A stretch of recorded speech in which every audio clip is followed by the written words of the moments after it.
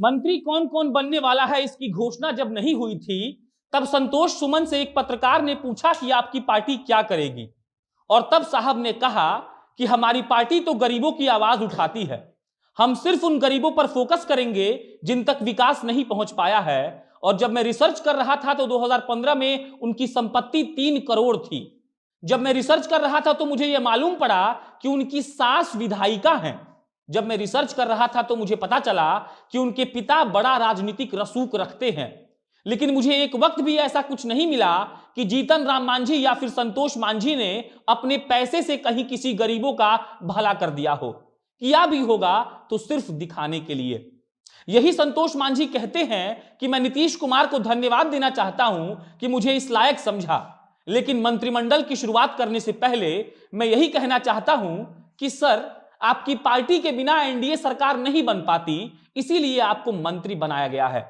बाकी नमस्कार, मेरा नाम प्रशांत राय है और आप जनता जंक्शन की स्पेशल सीरीज मंत्रिमंडल देख रहे हैं, जिसमें आज कहानी बिहार के पूर्व मुख्यमंत्री के बेटे, हिंदुस्तानी आवाम मोर्चा के संसदीय बोर्ड के अध्यक्ष और अब बिहार सरकार में लघु जल संसाधन और अनुसूचित जाति जनजाति कल्याण मंत्री संतोष सुमन की।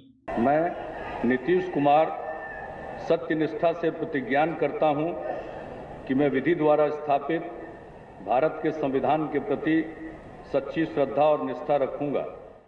सोचिए कि जो पार्टी गरीबों के उत्थान की बात करती है, जिस पार्टी को 2020 के विधानसभा चुनाव में 7 सीटों पर चुनाव लड़ने का मौका मिला था और 3 सीटों पर एक परिवार के लोगों ने चुनाव लड़ा। इमामगंज से पूर्व मुख्यमंत्री जीतन राम मांझी ने, बाराचट्टी से उनकी समधन ज्योति देवी ने और मखदूमपुर से उनके दामाद देवेंद्र मांझी ने, तो कैसे ये विकास कर पाएंगे उन गरीबों का जिनके पास आज भी मूलभूत सुविधाएं नहीं हैं। हाँ, लेकिन ये सब कहते हुए हम ये नहीं भूल सकते कि संतोष मांझी पॉलिटिकल साइंस से मास्टर डिग्री लिए हुए हैं।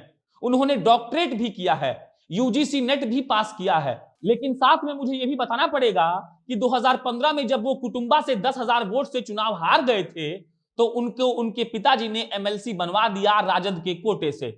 मुझे यह भी बताना पड़ेगा कि जिस हिंदुस्तानी आवाम मोर्चा से वो आते हैं उसके राष्ट्रीय अध्यक्ष उनके पिताजी हैं।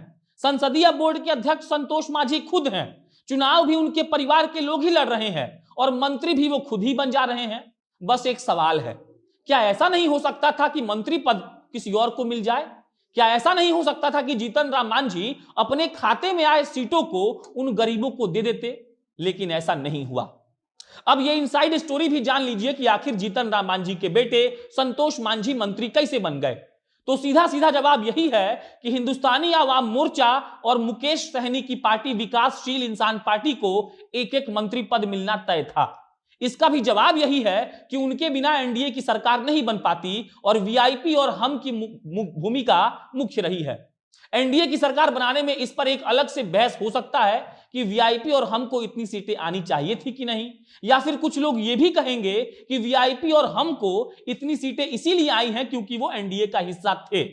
बाकी इनसाइड स्टोरी ये है कि जीतन राम मांझी से पूछा गया कि आप मंत्री बनने वाले हैं, तब जीतन राम मांझी ने कहा था कि मैं मंत्री पद स्वीकार नहीं करूंगा।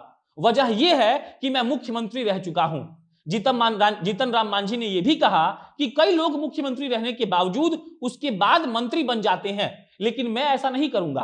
और साथ में जीतन राम मांझी साहब ने यह कहा कि एनडीए को हमारी पार्टी में से किसी एक नेता को मंत्री पद देना पड़ेगा और फलस्वरूप जीतन राम मांझी के बेटे संतोष मांझी को मंत्री पद से नवाज दिया गया।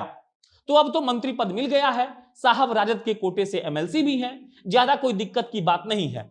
पिताजी मुख्यमंत्री रह ही चुके हैं, तो मिला जुलाकर बात यह है कि जो विभाग उनको दिया गया है उस विभाग को अगर सही से वो चला दें तो उनका मंत्री बनना सफल हो जाएगा और हमारा ये एपिसोड करना भी। आज का ये एपिसोड यही समाप्त होता है। बाकी के बचे 2 एपिसोड आपको हम जल्द दिखाएंगे, जिसमें नेताओं के राजनीतिक पृष्ठभूमि के बारे में बताया जाएगा। ये बताया जाएगा कि उन्होंने किस क्षेत्र से चुनाव लड़ा था, कितने सीट से, कितने वोटों से उन्होंने चुनाव जीता था, उनकी संपत्ति कितनी है और सबसे बड़ी बात कि उनके क्षेत्र का मुद्दा क्या था। अब अंत में मेरा नाम प्रशांत राय है, कैमरा के पीछे पप्पू खड़े हैं। आप जनता जंक्शन देख रहे थे। बहुत बहुत धन्यवाद।